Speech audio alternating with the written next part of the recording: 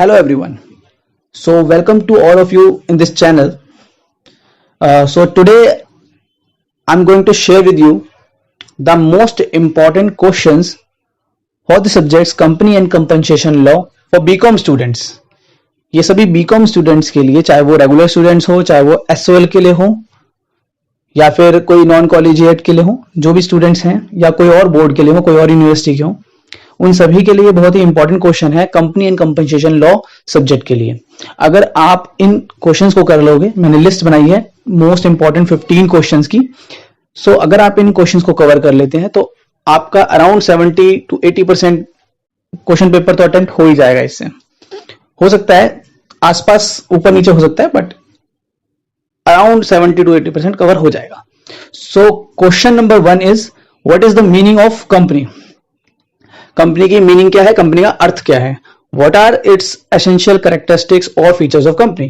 Company के features और characteristics क्या हैं, यह है question number 1। Okay, so now question number 2। So question number 2 is what do you mean by lifting of corporate veil. Corporate veil lift करने से आप क्या समझते हैं। In what circumstances the corporate veil be lifted. किन cases में हम corporate veil को लिफ्ट कर देते हैं, उठा देते हैं। Then question number 3 is meaning and difference between one person company, private company and public company. आपको पब्लिक कंपनी क्या होती है, प्राइवेट कंपनी क्या होती है, वन पर्सन कंपनी क्या होती है, इनके बारे में पढ़ना होगा। पूरा कॉन्सेप्ट क्या क्या होता है, इनके क्या क्या इनके अंदर चीजें होती हैं, क्या क्या इनके आपस के डिफरेंसेस है, ये देखने होंगे। So now question move to the question number 2, sorry question number 4। So question number 4 is what is memorandum of association and article of association। MOA क्या है, AOA क्या है, what are its contents। MOA और AOA के क्या क्या contents हैं। How the alteration in the content of MOA and AOA can be made। Memorandum में और आर्टिकल में कैसे हम ऑल्ट्रेशन करते हैं, उस ऑल्ट्रेशन प्रोसीजर को भी आपको देखना होगा। यह है question number 4। So now question number 5, define prospectus. Prospectus को डिफाइन कीजिए एंड एक्सप्लेन इट्स कंटेंट्स, और इसके अंदर क्या क्या कंटेंट्स होते हैं। And what are the requirements regarding issue of prospectus. Prospectus issue करने के लिए क्या क्या रिक्वायरमेंट्स होती हैं, यह है question number 5।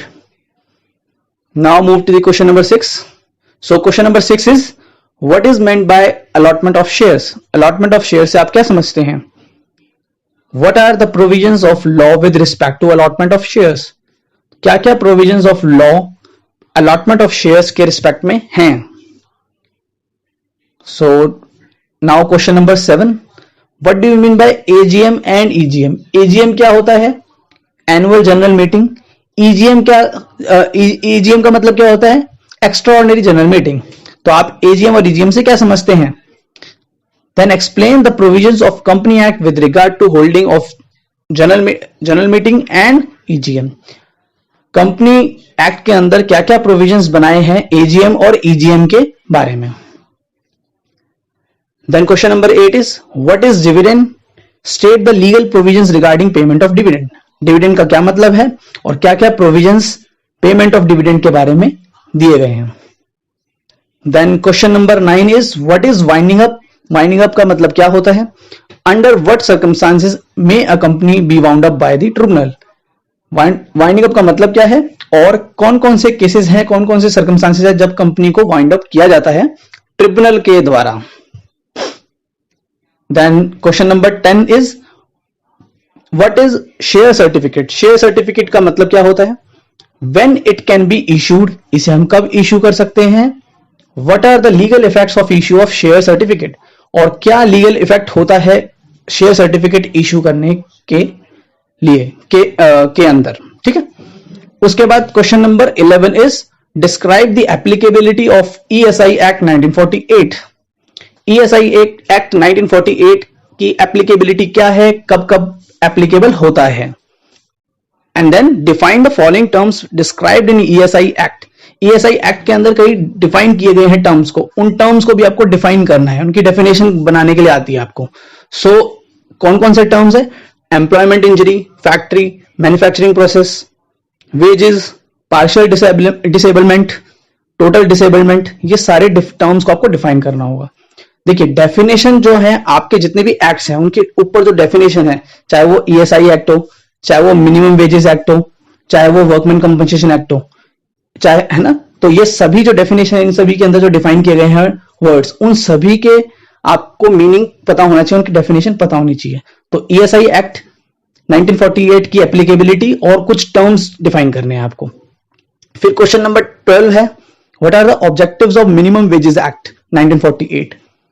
Minimum wages act 1948 का क्या ऑब्जेक्टिव है, और define the following terms described in minimum wages act. आपको बताना है मिनिमम वेजेस एक्ट में कुछ टर्म्स जो डिफाइन किए उनके बारे में, जैसे कि appropriate government, employer, employ, wages, schedule, appointment, right. So now move to the question number 13। Define the following terms described in workman compensation act 1923। Workman compensation act 1923 में कुछ टर्म्स डिफाइन किए हैं, उनकी डेफिनेशन आपको बतानी है। Dependent employer, partial and total disablement, workman, इन सभी को डिफाइन करना है आपको। Then question number 14 is what are the rules regarding payment of compensation in workman's compensation act 1923। कौन कौन से रूल्स हमारे पेमेंट ऑफ कंपनसेशन एक्ट में लगते हैं कंपनसेशन की पेमेंट में, राइट।